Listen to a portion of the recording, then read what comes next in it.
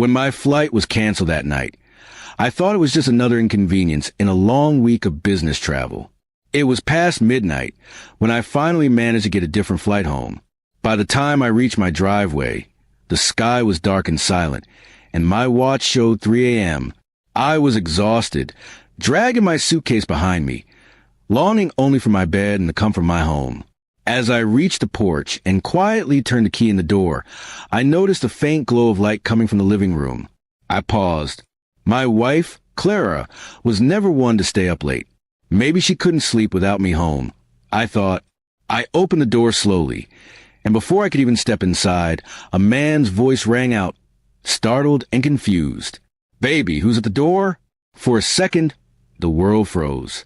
My breath caught in my throat, and I stood perfectly still.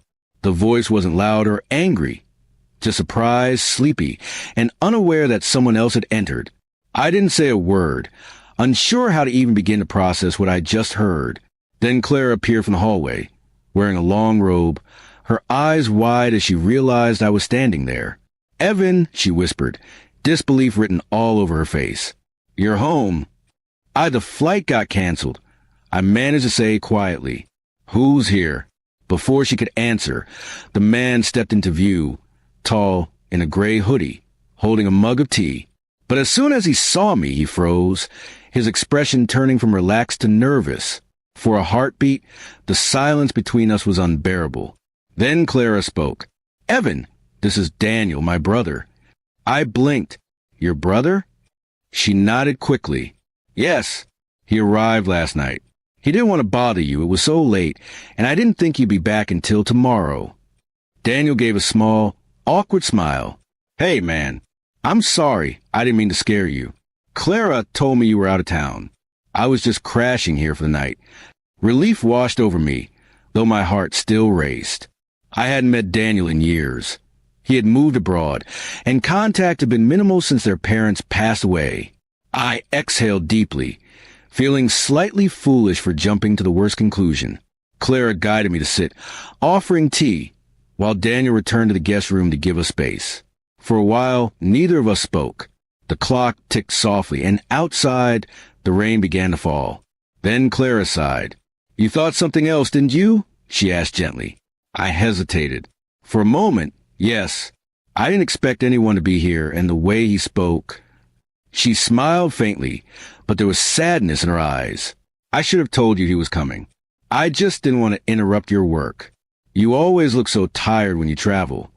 Her words stung, not because they were harsh, but because they were true. I had been so focused on my projects, my deadlines, and my meetings that our conversations had become shorter, colder. I couldn't remember the last time I'd asked about her day without checking my phone. "I'm sorry," I said softly. "I've been so busy trying to make life better for us that I forgot to actually be here for us." Clara reached for my hand, her touch warm and forgiving. "I know you've been working hard, but sometimes I just wish you'd see how much I miss you, even when everything seems fine." We sat there for a long while, talking quietly about the small things we'd both ignored, the moments we let pass without appreciation. The misunderstanding that had just happened wasn't about another person. It was a reflection of how far apart we drifted in silence. By the time the sky began to lighten, the tension between us had softened into something tender and real. Daniel came out with his bag, ready to leave early for his next stop, and I helped him load his things into the car. He smiled knowingly and patted my shoulder before heading off. When I walked back inside, Clara was standing by the window, watching the dawn.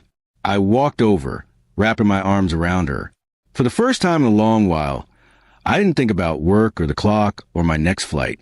I just stood there with her, present, quiet, grateful.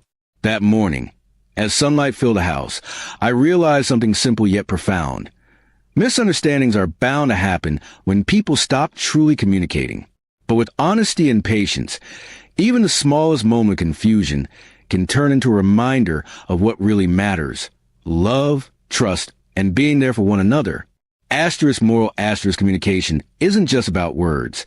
It's about showing up, listening, and never assuming the worst.